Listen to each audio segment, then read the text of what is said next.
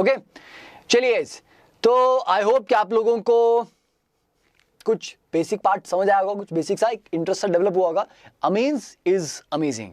तो let's continue the journey with aliphatic amines. तो amines basically क्या है? अमोनिया के डेरिवेटिव है। अमोनिया में नाइट्रोजन से 3 हाइड्रोजन लगे होते हैं। जब हाइड्रोजन को अल्काइल ग्रुप से आप रिप्लेस कर देंगे तो that will give you amines. 1 degree, 2 degree, 3 degree amines. और अमोनिया की तरह हर एक नाइट्रोजन के पास नॉन बॉन्डिंग इलेक्ट्रॉन पेयर होगा यहाँ पे, है ना। अमीन्स में हर एक नाइट्रोजन के पास एक इलेक्ट्रॉन पेयर होता है नॉन बॉन्डिंग, जो एज अ बेस भी काम कर सकता है कि H पॉजिटिव को गेन कर ले, और एज ए न्यूक्लियोफाइल भी काम कर सकता है। तो अमीन्स की ये बहुत बड़ा फायदा है कि वो बेस भी है और वो न्यूक्लियोफाइल भी है, दोनों काम वो कर सकते हैं। तो 1 डिग्री अमीन क्या है? जहां पर नाइट्रोजन एक कार्बन से कनेक्टेड है। 2 डिग्री अमीन जहां पर नाइट्रोजन 2 कार्बन से कनेक्टेड है। और 3 डिग्री अमीन जहां पर नाइट्रोजन तीनों तरफ कार्बन से ही कनेक्टेड है। मेरे को ये बताओ बेटा, 1 डिग्री, 2 डिग्री और 3 डिग्री अमीन आपस में कौन से आइसोमर्स होते हैं? Are they chain isomers? Are they position isomers? और are they functional isomers? बताओ ये क्या है?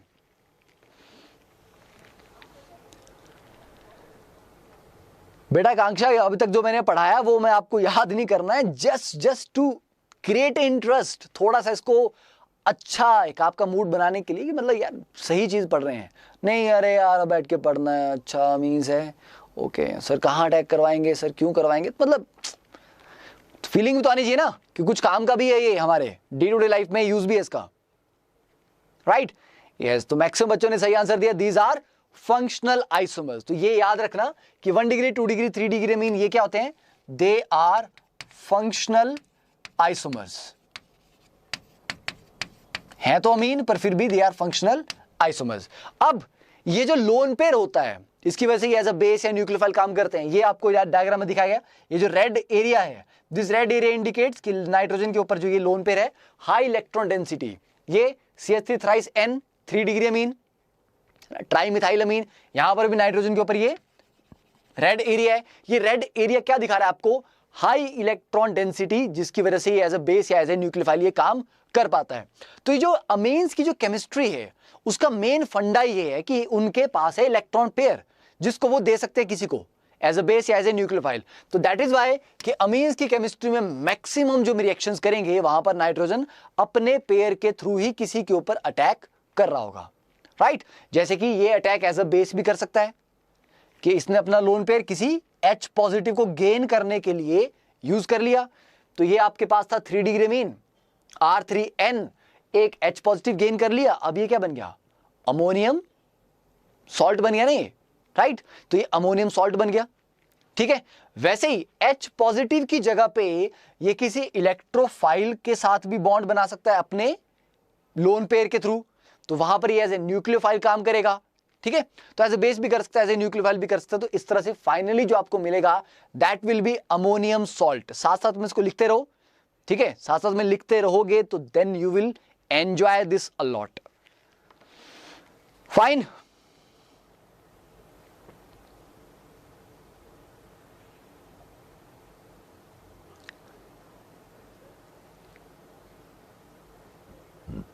चलिए अच्छी बात है बेटा, आप लोगों को हेल्प हुई है लेक्चर से। तो मेक श्योर कि आप अच्छे से पढ़ते रहो और मैं ये इंश्योर करूंगा कि आपको सारी इंपॉर्टेंट चीजें मैं आप पढ़ाता रहूं, ठीक है। आपका नॉलेज जो वो ओवरऑल बढ़ता रहे, बट समझ के करो। अल्टीमेट फंडा ये है कि समझ आना चाहिए, ठीक है। अगर अंडरस्टैंडिंग सही है, क्लियर है, तो एग्जाम क्रैक करना कोई मुश्किल नहीं है, ठीक है। चलिए, ओप्स, वो बेचारा तो ऐसे अनाथ की तरह पहले आके बैठ गया यहाँ पे। चलो, तो नॉमेनक्लेचर थोड़ा सा रिवाइज करते हैं, ठीक है, बेसिक सा। जल्दी से बच्चों इसका नाम बताओ। आज लग रहा है कुछ जल्दबाजी में ये ब्रेन के फंक्शन ज्यादा हो गए और यहाँ का फंक्शन रुक गया है, ठीक है। जल्दी से इसका नाम क्या होगा यहाँ पे? यस बच्चों, इनऑर्गेनिक इनऑर्गेनिक इनऑर्गेनिक भी आएगी, बस ये कंप्लीट हो जाए फिर हम इनऑर्गेनिक स्टार्ट कर देंगे, ठीक है। यस बच्चों, नीट वाले वगैरह सब देख सकते हैं, सारे के सारे देख सकते हैं बेटा। केमिस्ट्री भेदभाव नहीं करती, राइट? कोई भेदभाव नहीं है यहाँ पे। जितने भी बच्चे जो आप केमिस्ट्री एज अ सब्जेक्ट पढ़ रहे हो, जेई के लिए, नीट के लिए, इवन कोई भी कॉम्पिटिटिव एग्जाम है जहां पर 11th-12th की केमिस्ट्री आती है, तो they can definitely watch this, okay. देखो, तो ये क्या बेटा, लॉन्गेस्ट चेन 1 2 3, 2 मिथाइल प्रोपेन अमीन, तो 2 मिथाइल प्रोपेन 1 अमीन। नेक्स्ट, तो ये 1 डिग्री अमीन था। यहां पर क्या है, जब ये 2 डिग्री अमीन है, दोनों तरफ ये कार्बन चेन है, तो लंबी वाली चेन को प्रिंसिपल चेन लेते हैं 1 2, तो ये प्रिंसिपल चेन आ गई। और N के साथ आगे क्या लगा फिर, मिथाइल ग्रुप, तो N मिथाइल है ना। अब इसकी जो पोजीशन आएगी वो आएगी N मिथाइल इथेनामीन, तो N के साथ आगे मिथाइल ग्रुप लगा है, तो N मिथाइल 2 कार्बन की मेन चेन थी, तो इथ सिंगल बॉन्ड है, तो एन अमीन, तो N मिथाइल इथेनामीन। ये आपको पता है कि अमीन और अल्कोहल में जो मेन फंक्शनल ग्रुप है वो OH है, तो इसलिए नंबरिंग ऐसी होगी, this is the main function group, तो 2 अमीनो इथेनॉल। ठीक है, नेक्स्ट ये वाला, अब दोनों तरफ ही बराबर चेन है, ये वाला भी ये वाला भी, तो क्या करेंगे, किसी को भी आप मेन चेन ले सकते हो 1 2, तो N के पास क्या ग्रुप लगा है, इथाइल, तो N इथाइल इथेनामीन भी बोल सकते हो या डाई इथाइलमीन भी बोल सकते हो, है ना। तो इसी को आप N इथाइल इथेनामीन भी बोल सकते हो, उसमें भी कोई दिक्कत नहीं है। तो क्या एक कंपाउंड के लिए एक से ज्यादा आईयूपैक नेम एग्जिस्ट कर सकते हैं? यस, डेफिनेटली कर सकते हैं। नेक्स्ट वन, नाइट्रोजन के साथ तीनों तरफ इथाइल ग्रुप लगे हैं, तो ट्राई इथाइलमीन, या एक को प्रिंसिपल चेन ले लो N, N di ethyl ethanamine, पर this is simpler, right, tri ethyl amine कि नाइट्रोजन के साथ तीनों तरफ इथाइल ग्रुप लगे हुए हैं। नेक्स्ट, इसकी नेमिंग करिए जल्दी से, ठीक है, और लिख के जरूर करना बेटा, अम्ब्रेला आ रहा है, आ रहा है, ठीक है, चिंता नहीं करो, थोड़ी देर में तुम्हारा अम्ब्रेला भी आएगा। ओके, जल्दी से उसकी नेमिंग क्विकली, और ये सारी चीजें जो आप पढ़ रहे हो ये आपको लिख के प्रैक्टिस करनी है, ठीक है, लिखोगे तभी काम होगा, ठीक है। ये डेली सुबह उठते ही कसरत स्टार्ट हो जानी चाहिए दिमाग की।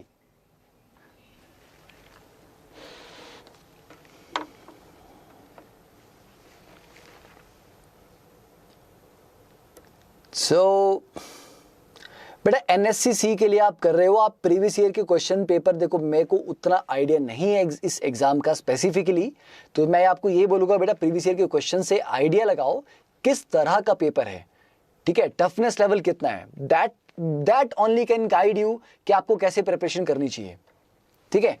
भूपिंदर बेटा फिनाइल कहाँ है यार, 5 कार्बन का रिंग है, फिनाइल कहां से दिख गया तुम लोगों को, जल्दी से। अम्ब्रेला भी आएगा, चिंता नहीं करो, अभी बरसात स्टार्ट हो चुकी है। देखिए यहां पर आप मेन कार्बन चेन किसको लेंगे, मेन चेन क्या है, ये 5 मेंबर, ठीक है ना, 5 मेंबर है, क्योंकि उस तरह को लगा जो चेन है वो उसमें 3 कार्बन है, ये 5 मेंबर है, तो ये आपकी मेन चेन आएगी। और ये क्योंकि आपका फंक्शन ग्रुप है तो नंबरिंग यहां से स्टार्ट हुई 1 2, 2 पे था मिथाइल, N पे ये जो ब्रांच लगी है 3 कार्बन की, तो N पे है प्रोपाइल और साइक्लोपेंटेनामीन, ठीक है। खुशबू ने कुछ तो लिखा है N2 मिथाइल साइक्लोपेंटेन प्रोपेनामीन, नहीं बेटा गलत है। देखो जो लंबी चेन है ना उसको मेन चेन लो, ये 5 कार्बन की है, उस तरफ 3 ही कार्बन की है, तो ये मेन चेन आ गई।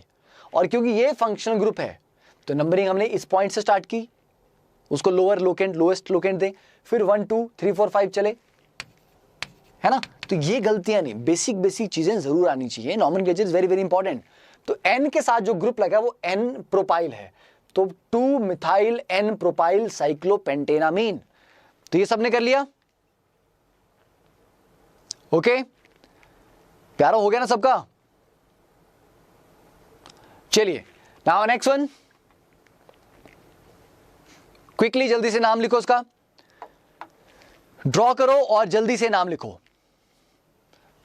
यस, एनडीए वालों को बेस्ट ऑफ लक, ठीक है, अच्छे से करके आना। अदिति बेटा आयनिक इक्विलिब्रियम थोड़ा मैं ऑर्गेनिक करूंगा यार, जीओसी उसके बाद ही करूंगा मैं, अगर जीओसी आती है।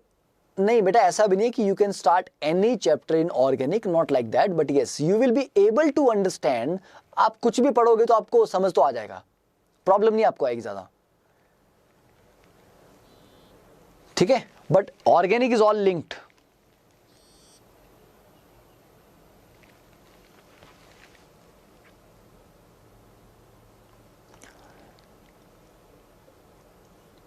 ओके चलिए, साइक्लोहेक्सेनामीन, यस, तो ये आ गया साइक्लोहेक्सेनामीन। नेक्स्ट वन, ये वाला बताओ जल्दी से, इसको ड्रॉ करो।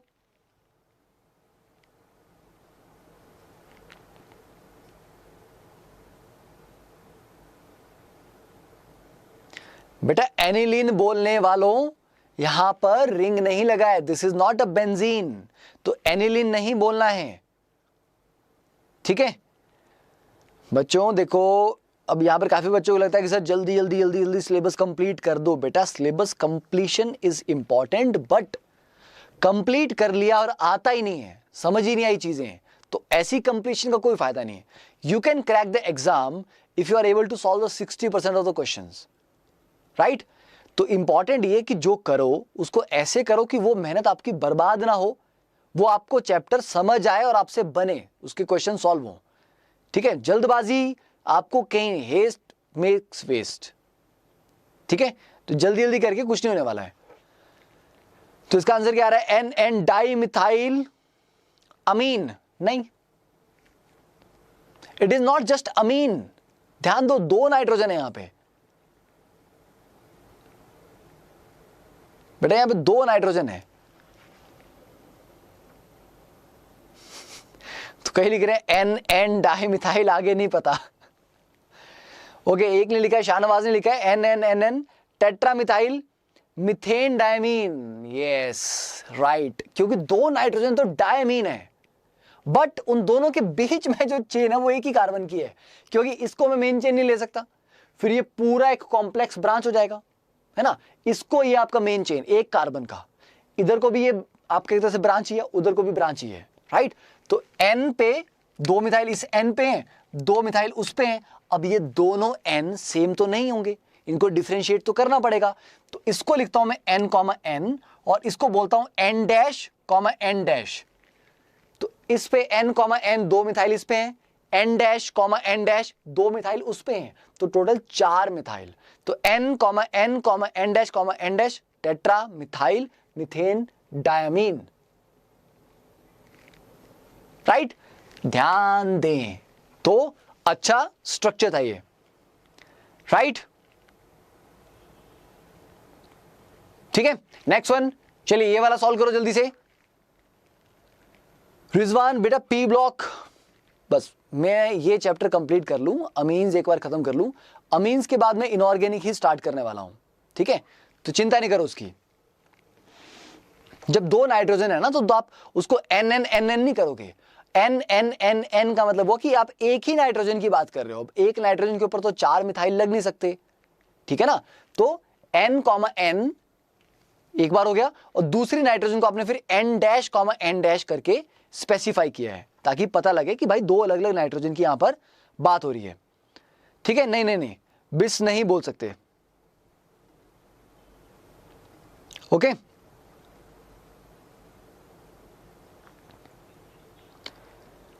चलिए जल्दी से, तो यहां पर देखो क्या है, अब ये आपकी मेन चेन है 6 कार्बन की, तो यहां से नंबरिंग स्टार्ट होगी, और N comma N di methyl, तो N comma N di methyl cyclohexanamine, इसी का डेरिवेटिव हो गया, यहां पर दो आपने मिथाइल लगा ली, तो N comma N di methyl cyclohexanamine. ये वाला बताइए, हाँ ये एनिलिन का डेरिवेटिव है, क्योंकि ये एनिलिन में आगे हमने कुछ लगाया हुआ है, तो इसको कैसे करेंगे,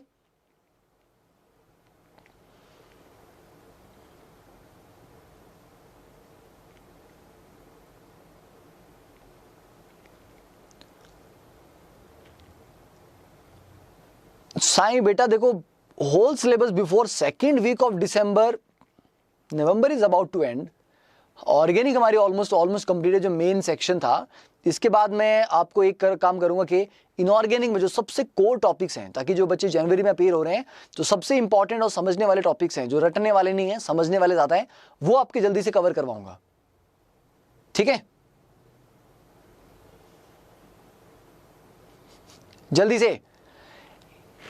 तो यहां पर क्या है, ये आपका नॉर्मली अगर ये ग्रुप नहीं होता है ना, ये वाला ग्रुप अगर नहीं होता तो ये बनता आपका एनिलिन, पर एन पे क्या लग गया आगे, इथाइल, तो एन इथाइल एनिलिन, ये आ गया, राइट। नेक्स्ट वन, ये वाला, नेक्स्ट बताओ।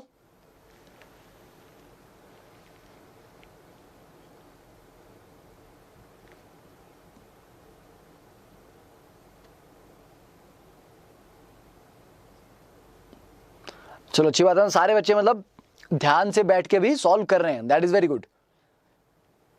यस तेजा, यस बेटा मेरे को याद है, सॉलिड स्टेट भी है, आई नो, ठीक है, चिंता नहीं करो। देखो जितनी इंपॉर्टेंट चीजें मैं आपको एग्जाम से पहले सारी सारी कंप्लीट करवाने की पूरी कोशिश करने वाला हूं, तो डोंट वरी। ओके, किसी का आ रहा है 2 साइनो एनिलीन, साइनाइड एनिलीन, नहीं नहीं नहीं, अब देखो वहां पर आप गलती करके ना, that is higher priority functional group, तो ये मेन फंक्शन ग्रुप है और ये आपका ब्रांच हो गया।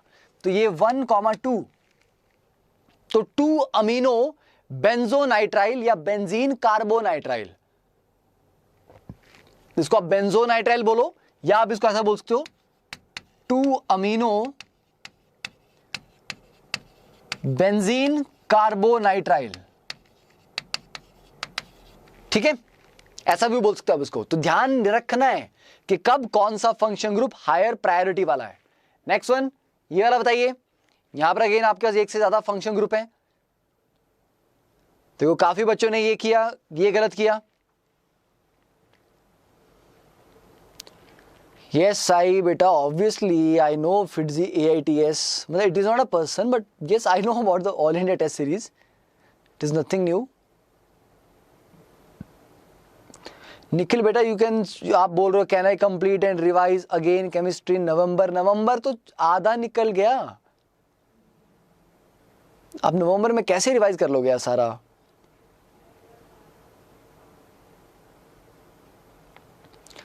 ऋतिक बेटा फास्ट टाइपिंग नहीं करनी है, तुम चुपचाप सॉल्व करो, फास्ट सॉल्विंग करनी है, इधर टाइपिंग नहीं करनी है, ठीक है, जल्दी से। यहां पर क्या है, आपको CHO दिया हुआ है ना, तो ऑब्वियस बात है बेंजल्डिहाइड आपका मेन फंक्शन ग्रुप है, तो ये मेन फंक्शन ग्रुप है 1 2 3, तो 3 पे अमीनो 2 पे विनाइल, तो 3 अमीनो 2 विनाइल बेंजल्डिहाइड, राइट, हो गया ये। ध्यान से, प्रोपीन नहीं है बेटा, वो 2 कार्बन है, CH double bond CH2, this is vinyl group, तो 3 amino 2 vinyl benzaldehyde, fine. Next one जल्दी से। अब ये कुछ आपके कॉमन हिट्रोसाइकल्स हैं, हिट्रोसाइक्लिक, हिट्रोसाइक्लिक क्या होते हैं, जब आपके रिंग में सारे कार्बन हैं तो दैट इज होमोसाइक्लिक, पर अगर कार्बन के अलावा एक और एटम भी है, कोई nitrogen, oxygen, sulphur, phosphorus like that, तो उसको बोलते हैं हिट्रोसाइकल, राइट। तो ये कुछ कॉमन हिट्रोसाइकल हैं जिनके नाम साथ में मैंने आपको दिए हुए हैं कि कभी भी अगर आपको जरूरत पड़े तो ये इंफॉर्मेशन आपके काफी काम आएगी, ठीक है। समझ आ रहा हो तो लाइक करते चला करो, ओके।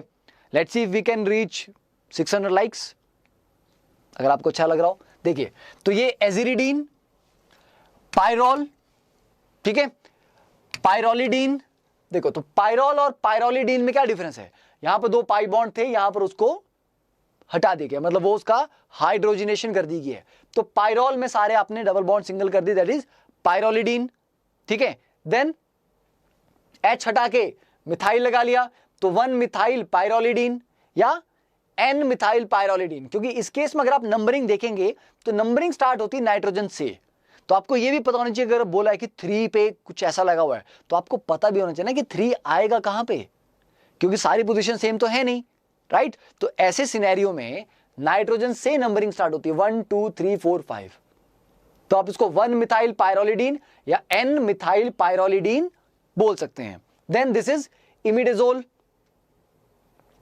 यहां पर नंबरिंग 1 2 3 4 5, ठीक है।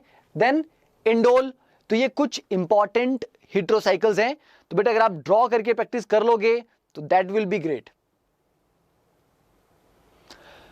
बेटा स्पाइरो नहीं, देखो स्पाइरो क्यों नहीं, क्योंकि स्पाइरो अभी करके कोई फायदा नहीं है, ठीक है। वैसे मतलब we can do lot of thing, बहुत ज्यादा कॉम्प्लिकेट चीजें कर सकते हैं, बट द पॉइंट इज वो कॉम्प्लिकेटेड करने के चक्कर में हमारे जो मेन चैप्टर्स है वो छूट जाएंगे ना।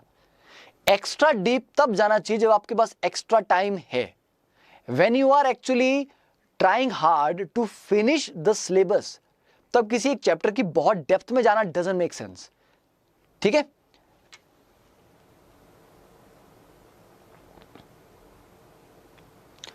बेटा याद इसमें से कुछ चीजें हैं, नॉट एवरीथिंग, बट यस अगर आप एडवांस की बात कर रहे हैं, पायरोल, पायरोलिडीन, ठीक है, मिथाइल पायरोडिन, ये इंडोल तो चलो आपको ये नहीं आएगा, डायरेक्टली नहीं आएगा, इमिडाजोल भी आ सकता है, एडवांस में ये चीजें आ सकती हैं, ऐसा कुछ नहीं है कि नहीं आ सकता, ठीक है। देन पिरिडीन, पिरिडीन तो बच्चे को पता है, पिरिडीन तो हमने कितने रिएक्शंस में पढ़ा हुआ है, राइट। तो पिरिडीन में भी नंबरिंग जो स्टार्ट होगी वो यहां से होगी 1 2 3 4 5 6। तो ये जो हो गया ये 2 मिथाइल पिरिडीन। तो आपको पता होना चाहिए कि 2 मिथाइल पिरिडीन का मतलब 2 कहां पे है, मिथाइल कहां पे लगाना है, ठीक है। देन दिस इज पाइपरिडीन, पिरिडीन में सारे बॉन्ड सिंगल कर लो, तो एन के साथ भी डबल बॉन्ड था, हट गया, तो उसके तीसरा बॉन्ड कंप्लीट करने के लिए एच लगाना पड़ेगा। तो पिरिडीन में सारे बॉन्ड सिंगल कर लिए, तो दैट इज पाइपरिडीन, ठीक है। देन पिरिमिडीन, 1 और 3 पोजीशन पे नाइट्रोजन लगे हुए हैं, तो that is pyrimidine, okay. Purine, बस, तो ये है, इसमें से सबसे ज्यादा जो काम का ये है, ये कर लो और ये कर लो। प्यूरिन नहीं, प्यूरिन ऐसी चीज नहीं कि आपको पूछी जाएगी, but just for the information की इंफॉर्मेशन जितनी ज्यादा हो उतना बेटर होता है, ठीक है।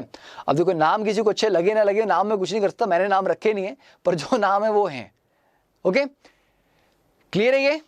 एक बार जल्दी से देखो, जब भी मैं स्लाइड कोई भी पढ़ाता हूं, क्विकली एक बार देख लिया, एक सेकंड रीडिंग मार लिया करो। सेकंड रीडिंग में क्या होता है, आपने जो भी पढ़ा था वो फिर से रजिस्टर होता है दिमाग में, तो उसके याद रहने के चांसेस बहुत ज्यादा बढ़ जाते हैं। That is kind of revision, ठीक है। तो एंड में हमेशा एक सेकंड रीडिंग दे लिया करो हर एक स्ट्रक्चर को।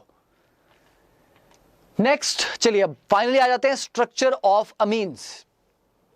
अमीन का स्ट्रक्चर आपका कहां से डिराइव होता है? अमोनिया से, है ना। अमोनिया में जो बॉन्ड एंगल है दैट इज 107 डिग्री। क्यों आइडियल टेट्राहेड्रल एंगल क्यों नहीं है 109.5? क्योंकि ये लोन पेयर और बॉन्ड पेयर की अनइक्वल रिपल्शंस होती हैं, उसकी वजह से बॉन्ड एंगल 109.5 से घट के 107 हो गया। अब जब यहां पर 3 हाइड्रोजन की जगह पे हम कोई अल्काइल ग्रुप लगा लेंगे, यहां पर तीनों ही अल्काइल ग्रुप लगा लिए, तो क्या था 107 से 108 हुआ। क्यों? क्योंकि फिर ये H, अब ये हाइड्रोजन और हाइड्रोजन में उतनी रिपल्शन तो नहीं होगी, अब ये रिलेटिवली थोड़ा बड़ा ग्रुप है, तो बड़े ग्रुप के बीच में थोड़ी रिपल्शन ज्यादा होगी, तो एंगल हल्का सा बड़ा हो गया, ठीक है। अब ये याद करने की बात नहीं है, बट ठीक है। स्ट्रक्चर दोनों का क्या है? पिरामिडल स्ट्रक्चर है, मतलब अगर आप शेप की बात करें तो पिरामिडल शेप है, और ज्योमेट्री इज टेट्राहेड्रल, क्योंकि 3 बॉन्ड है और एक लोन पेयर है, तो ज्योमेट्री की अगर आप बात करेंगे तो that is tetrahedral geometry. Fine, ठीक है। तो जो ये टेट्राहेड्रल अमीन है, अब जब हम कायरलिटी की बात करते हैं, कायरलिटी आपने पढ़ा हुआ है, जब एक कार्बन 4 डिफरेंट ग्रुप से बॉन्डेड हो, 1 2 3 4, तो ऐसे केस में हम बोलते हैं कि ये कार्बन क्या है? ये कायरल कार्बन है। और अगर किसी सब्सटेंस में या किसी मॉलिक्यूल में एक ही कायरल कार्बन हो, अकेला कायरल कार्बन हो, तो वो ऑप्टिकली एक्टिव होता है, ये भी आपने पढ़ा हुआ है। तो बेटा कायरलिटी इज नॉट समथिंग जो सिर्फ कार्बन से ही रिलेटेड है, कि कार्बन ही 4 डिफरेंट ग्रुप से बॉन्डेड होगा तभी उसको कायरल बोलेंगे और वो ऑप्टिकली एक्टिव होगा। नो, कायरलिटी का कार्बन से कोई रिलेशन नहीं है। ये अलग बात है कि मैक्सिमम जो ऑर्गेनिक में पढ़ोगे आप वो कार्बन के कंपाउंड्स हैं, तो मैक्सिमम कंपाउंड जो आपने पढ़े होंगे वो कार्बन रिलेटेड होंगे, बट कार्बन के अलावा और भी है। तो जब भी कोई एक एटम 4 एक्चुअली ग्रुप्स से कनेक्टेड है स्पेस में, है ना, 4 बॉन्ड अलग अलग बना रहा है स्पेस में, 4 अलग अलग ग्रुप से या एटम से कनेक्टेड है, और अगर वो चारों डिफरेंट हैं तो वो कायरल सेंटर है। तो द सेंटर एटम जरूरी नहीं कि कार्बन ही हो, राइट। तो जब एक आप नाइट इसमें अमीन की बात कर रहे हो, तो अमीन लोन पेयर भी काउंट होता है, यस, और लोन पेयर भी कायरलिटी के लिए काउंट होता है। तो मान लो ये तीनों अगर 3 डिफरेंट ग्रुप होते, यस, ये तीनों 3 अलग अलग ग्रुप होते हैं, तो ये डिफरेंट और ये लोन पेयर डिफरेंट, तो नाइट्रोजन एक्चुअली 4 डिफरेंट चीजों से कनेक्टेड होता, तो वो एक कायरल सेंटर होना चाहिए। तो एक टेट्राहेड्रल अमीन जो 3 डिफरेंट ब्रांचेस उसके ऊपर लगे हैं, 3 डिफरेंट ग्रुप्स लगे हैं, और चौथा एक लोन पेयर है, वो नॉन सुपरइम्पोजेबल तो है अपनी मिरर इमेज पे, क्योंकि एक एटम अगर 4 डिफरेंट ग्रुप से बॉन्डेड होगा तो बेटा वो नॉन सुपरइम्पोजेबल तो होगा। और लगता है कि वो कायरलिटी सेंटर भी होगा, मतलब वो ऑप्टिकली एक्टिव भी होगा, बट द क्वेश्चन इज क्या वो ऑप्टिकली एक्टिव है? होगा ऐसा? नहीं, वो नहीं है। This is your umbrella effect जो हम पढ़ेंगे इसके बाद अभी, ठीक है? तो ये ऑप्टिकली एक्टिव नहीं होता। तो in most cases however we can not resolve such an Amin.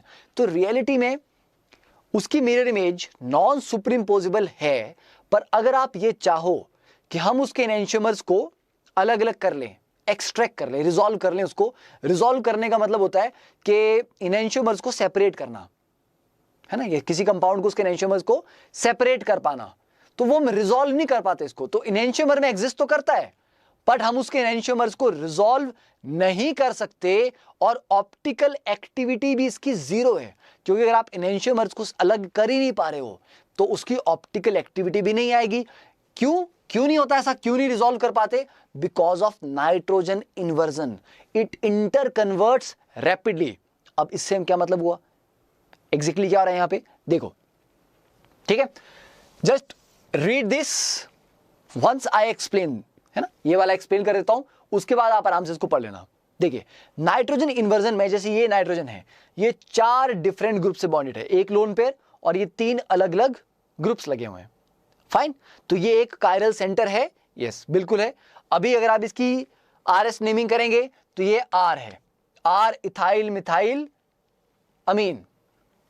Fine, अब होता क्या है, नाइट्रोजन इन्वर्जन क्या हो रहा है, अभी ये लोन पेयर ऊपर को है, तो ये छाते की तरह, अम्ब्रेला की तरह, अब अम्ब्रेला में ऐसे एक्सपेक्ट करो कि अम्ब्रेला जो था वो उल्टा हो गया, राइट? अब ये लोन पेयर ऊपर की तरफ है, अब ये इन्वर्ट करके नीचे की तरफ चला जाएगा, तो ये एक छाते की तरह है,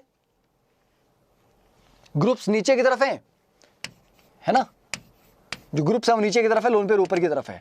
अब ये ग्रुप्स ऊपर की तरफ चले जाएंगे और लोन पेयर नीचे की तरफ आ जाएगा, तो वही बात हुई, छाते को उल्टा करना, इन्वर्ट करना एक तरह से, है ना? तो ये वाला, इसको हैंडल समझ लो, हैंडल नीचे खींच लिया और ये उल्टा कर दिया, राइट? तो वो ऐसा बन गया, ठीक है? अब ध्यान देखना इन्वर्जन में एग्जैक्टली क्या हुआ, जो बैक साइड में लगा था CH3 वो बैक में ही रहा, बट जस्ट वो ऊपर की तरफ हो गया। तो जस्ट लाइक जो 3 ग्रुप ऐसे हैं, है ना, ये ऊपर की तरफ हो गया, राइट? जो नीचे की तरफ था वो ऊपर की तरफ हुआ। हाँ, जो फ्रंट वाला था वो फ्रंट में ही रहा, जो पॉइंटिंग टुवर्ड्स द ऑब्जर्वर है, ये वाला बॉन्ड ये ऐसा ही रहा, पर ये ऊपर की तरफ आ गया, लोन पे नीचे चला गया। तो उससे अगर आप उसका आरएस नेमिंग करेंगे तो वो आएगा एस इथाइल मिथाइल अमीन। और बीच में जो ट्रांजिशन स्टेट जो आएगी, क्या होगा, जब ये क्रॉस कर रहा होगा ऐसे नीचे, तो ये जब नीचे से बेचारे ये ऊपर को मुड़े होंगे, है ना, ये जो 3 ग्रुप नीचे की तरफ हैं, ये जब ऊपर की तरफ को होंगे तो पहले ये फ्लैट होंगे, फिर ये ऊपर को जाएंगे ना, ये तो बीच में ये फ्लैट होंगे और ये प्लेनर बनता है, प्लेनर। और तब जो लोन पेयर है, लोन पेयर जो नॉर्मली आपका sp3 ऑर्बिटल में है, तब वो लोन पेयर किस में होगा उस टाइम, p ऑर्बिटल में, फिर वो इन्वर्ट कर जाएगा। तो ये रैपिडली होता रहता है। रैपिडली होने की वजह से क्या है, आपको ये और वो अलग अलग नहीं मिलेंगे, ये आपस में ही इंटर कन्वर्ट होते रहेंगे। इसीलिए अगर ऑप्टिकल एक्टिविटी पूछी जाए कि क्या ये ऑप्टिकल एक्टिव है, तो वो नहीं है। क्यों? क्या इसके एनेंशियोमर नहीं बनते? हाँ, बनते तो हैं, पर वो इंटर कन्वर्ट ही करते रहते, एक दूसरे में चेंज होते रहते लगातार बहुत स्पीड पे, जिसकी वजह से ऑप्टिकल एक्टिविटी ऑब्जर्व ही नहीं होती। तो ये जो इंटर कन्वर्जन है, it takes place through nitrogen inversion, इसको बोलते हैं नाइट्रोजन इन्वर्जन, जिसको आप काफी बच्चे अम्ब्रेला इफेक्ट बोल रहे थे। तो इसमें lone pair moves from one face of the molecule to the other, ऊपर नीचे आता रहता है, ठीक है? तो नाइट्रोजन एटम ट्रांजिशन स्टेट में क्या है, ट्रांजिशन स्टेट में वो प्योर p ऑर्बिटल में है उसका लोन पेयर। तो this is a fairly stable transition state, ये कोई बड़ी अनस्टेबल नहीं है, फेयरली स्टेबल है, as reflected by the small activation energy of about 25 kilojoule per mole. मतलब इसको उसमें कन्वर्ट करना है तो 25 किलोजूल पर मोल की एनर्जी चाहिए, जो कि बहुत बड़ा अमाउंट नहीं है। रूम टेम्परेचर पे इतनी एनर्जी अवेलेबल होती है ताकि ये R और S आपस में इंटर कन्वर्ट करते रहें। फाइन, तो बेटा नाइट्रोजन इन्वर्जन सबको समझ आ गया? जल्दी से मेरे को कंफर्म करो, is nitrogen inversion clear to everyone?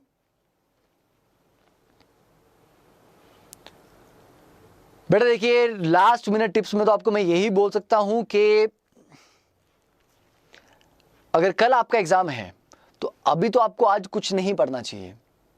जितना दिमाग को शांत रख सको उतना रखो, ठीक है। रात को कुछ भी मत देखना चाहिए, सोशल मीडिया पे स्क्रीन वगैरह इस तरह की कोई भी ऐसी चीज जिसमें आपका दिमाग फालतू में खर्च हो वो मत करना। सुबह सुबह टाइम से उठ जाना, थोड़ी बहुत स्ट्रेचिंग कर लेना, लाइट खाना लेना, जूसेस लेना, ठीक है, ताकि आपकी बॉडी और ब्रेन बहुत स्टेबल और एफिशिएंट स्टेट में रहें, ठीक है। बाकी कुछ नहीं, जो आपने पढ़ा होगा 2 साल में अपनी जो प्रेपरेशन में वो आपको याद आएगा। आज ऐसा बहुत लग रहा होगा आपको, अगर कल एग्जाम है सब कुछ भूल रहा है, कुछ भी याद नहीं आ रहा, दैट इज एक्चुअली स्ट्रेस। वो स्ट्रेस के चक्कर में नहीं आता रहा। द मोमेंट आपका स्ट्रेस लेवल कम हो जाएगा, चीजें ऑटोमेटिकली याद आने लग जाएंगी। तो स्ट्रेस इतना हो गया है कि ब्रेन फंक्शन नहीं कर पा रहा है। तो you need to calm yourself down, शांत अपने आप को करना पड़ेगा, करना ही पड़ेगा वो। अदरवाइज स्ट्रेस में रहोगे तो फिर ये हो जाएगा, आपको चीजें याद नहीं आएंगी टाइम पे, ठीक है।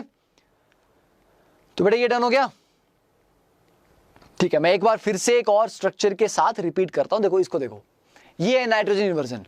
इधर का लोन पेयर इधर को जा रहा है, पर जब ये इधर को जा रहा है तो पहले ही बीच में ये ऐसा बनेगा, प्लेनर है ना। ये जो 3 बॉन्ड इधर को लगे हुए हैं ये अब उधर को चले जाएंगे। बीच में ये पहले, यार इसको कैसे बताऊं मैं, ये जो ऐसे है ना, ये ऐसे है, राइट। ये पहले ऐसे हुआ, फिर उसके बाद ये ऐसे हो गया, ये समझे। तो बीच में ये प्लेनर हुआ, सारे के सारे जो ग्रुप थे वो एक प्लेन में आए, और जो लोन पेयर है वो प्योर पी ऑर्बिटल में आएगा। और इस पूरी कन्वर्जन के लिए जो एनर्जी रिक्वायरमेंट है, energy requirement is very low, okay. इसकी एनर्जी रिक्वायरमेंट है रफली 25 किलो जूल पर मोल, विच इज वेरी स्मॉल। तो ये रूम टेम्परेचर पे इजीली अवेलेबल होती है और ये पूरा काम बहुत इजीली हो भी जाएगा। फाइन, ठीक है। आरएस बेटा ये नॉमेनक्लेचर है, ऑप्टिकली एक्टिव सब्सटेंसेस को आप उनका आरएस नेमिंग करते हैं, ठीक है, वो ये। चलिए नेक्स्ट देखते हैं। अब मैंने कहा कि मैक्सिमम जो है आपको, जब आपके पास लोन पेयर था तो आप रिजॉल्व नहीं कर पाए उसको, एनेंशियोमर में रिजॉल्व नहीं कर पाए।